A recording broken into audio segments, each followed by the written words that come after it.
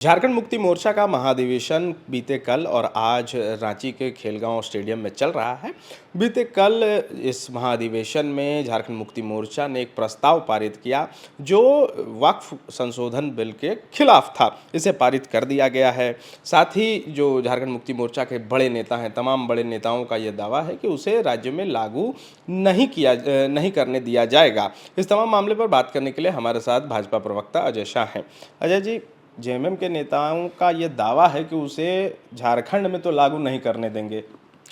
देखिए, अगर इस पूरे प्रकरण को देखेंगे तो इसको हम दो पार्ट में देख सकते हैं। सबसे पहली बात कि झारखंड मुक्ति मोर्चा के नेता ये कह रहे हैं कि ये बिल जो है असंवैधानिक है, कानून असंवैधानिक है, संविधान के खिलाफ है। और दूसरा कह रहे हैं कि इस एक्ट को हम जो झारखंड में लागू नहीं होने देंगे। तो हम दोनों पहलू पे बात कर सकते हैं। सबसे पहले हम बात करते हैं कि बिल जो है वो संवैधानिक या फिर असंवैधानिक में बात करते हैं। देखिए, सीधी सी बात है, जो वक्फ का कानून बना, इस वक्फ कानून को बनाने में जो पूरी प्रक्रिया होती है, यानी कि इसको लोकसभा ने पास किया है, राज्यसभा ने पास किया, राष्ट्रपति ने इसके पे हस्ताक्षर किया और ये जो है कानून बनकर के आ गया। यानी कुल मिलाकर के हम लोकसभा की बात करें, राज्यसभा की बात करें, फिर राष्ट्रपति की बात करें, इन तीनों इंस्टीट्यूशन को ये पावर कि आप बिल पास कर सकते या नहीं कर सकते, ये पावर जो है संविधान देता है।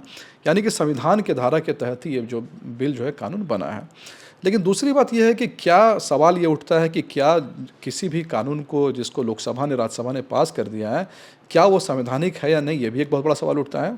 तो यहाँ पर क्या है कि हमारे देश में जो प्रावधान है, उस प्रावधान के तहत जुडिशियल रिव्यू का कॉन्सेप्ट होता है। जुडिशियल रिव्यू का कॉन्सेप्ट का मतलब सिंपल सा है कि आप कोई भी कानून बनाता है लोकसभा, राज्यसभा, उसको कोई व्यक्ति या फिर कोई इंस्टीट्यूशन है वो चैलेंज कर सकता है, वो सुप्रीम कोर्ट जा सकता है और कह सकता है कि भाई ये बिल जो है वो असंवैधानिक है, तो आप फैसला कीजिए संविधान के खिलाफ है या नहीं है। तो अगर हम सुप्रीम कोर्ट के हम गाइडलाइंस को देखेंगे या फिर सुप्रीम कोर्ट के हम जजमेंट्स को देखेंगे तो AK गोपालम केस 1951 तक सुप्रीम कोर्ट कहता था कि अगर लोकसभा, राज्यसभा ने किसी कानून को बस पास कर दिया है तो हम ये देखेंगे कि कानून पास करने से पहले प्रक्रिया का पालन हुआ है या नहीं हुआ, जिसको हम कहते हैं प्रोसीजर इस्टेब्लिश्ड बाय लॉ।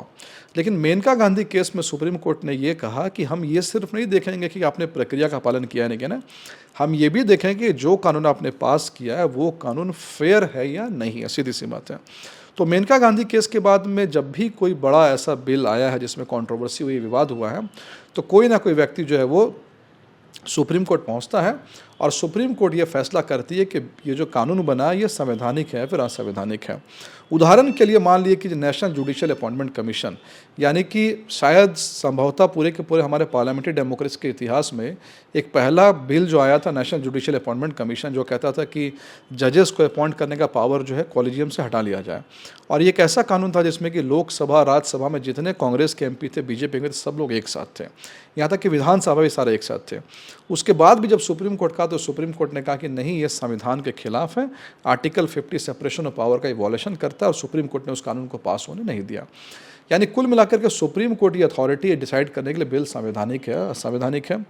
जब 370 हमने एब्रोगेट किया तो भी ये लोग कहाँ चले गए, सुप्रीम कोर्ट चले गए। सुप्रीम कोर्ट ने कहा नहीं, मोदी सरकार का फैसला बिल्कुल संवैधानिक है।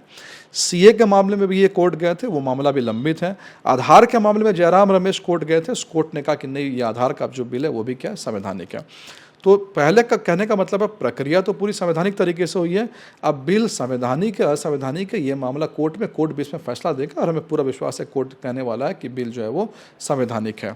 तो कहने का ये मतलब है कि बार बार आप संविधान की बात कर रहे हैं और आप इस प्रक्रिया का भी इंतजार नहीं कर सकते कि सुप्रीम कोर्ट का इसमें ऑब्जर्वेशन जो वो क्या है। अब हम आते हैं दूसरी बात जो ये कह रहे हैं बार बार कि हम इस कानून को हम अपने प्रदेश में लागू होने नहीं देंगे। तो अगर हम भारत का संघीय ढांचा देखेंगे, फेडरल प्रिंसिपल्स देखेंगे, तो यहाँ पर सेंट्रल गवर्नमेंट के पास में बहुत सारे पावर्स है और सेंट्रल गवर्नमेंट का पावर हमेशा स्टेट के पावर से काफ़ी ज़्यादा है। और जब भी सेंटर और स्टेट के बीच में क्लैश होता है तो सेंटर का पावर जो है वो हमेशा प्रिवेल करता है। अब ये कह रहे हैं कि हम प्रदेश में लागू नहीं होने देंगे, तो यहाँ पर हमारा ये कहना है कि सबसे पहली बात है, ये जो वक्फ का अमेंडमेंट आया है, मोदी सरकार ने किया है, हमने कोई नया कानून नहीं बनाया। जो कानून 1954 में बना था, जिस कानून का 1995 में एक बार अमेंडमेंट किया गया, जिस कानून को 2013 में एक बार संशोधित किया गया, हमने उसी कानून को संशोधन किया है। यानी कि 1954 में स्टेट का भी पिक्चर में नहीं आता है, 1995 में स्टेट का भी पिक्चर में नहीं आता है, 2013 में स्टेट का भी पिक्चर में नहीं आता है। यानी इसके पहले जब भी जो है खास समुदाय समुदाय को पावर पे पावर दी जानी थी, उनको खुश करने के लिए एक तरफा बिल जब बनाया जा रहा था, तब स्टेट के पावर कहीं पर इनको ध्यान में नहीं आए। और जैसे ही 2013 में इनको जो ज़्यादा पावर दिया गया था उसको हमने वापस किया, रिवर्स किया, तो इनको याद आ रहा है कि ये जो है स्टेट के राइट्स के जो है वो खिलाफ जा रहा है। तो कहने का ये मतलब है कि यहाँ पर स्टेट का कोई मामला नहीं है, स्टेट का कोई राइट नहीं है। अब कोई स्टेट अगर ऐसा कहता है कि भाई हमारे यहाँ पर हम किसी केंद्र के बनाए हुए कानून को हम लागू नहीं करेंगे, तो सीधी सी बात है ये कॉन्स्टिट्यूशनल जो मॉरलिटी है फिर कॉन्स्टिट्यूशनलिज्म के खिलाफ जाएगा। और अगर कोई स्टेट हमारे भारत का अगर वो संविधान के खिलाफ काम करता है तो जाहिर सी बात है उसके पास बहुत सारे केंद्र सरकार के पास विकल्प खुले हुए, लेकिन स्टेट को कानून तो ये मानना ही पड़ेगा।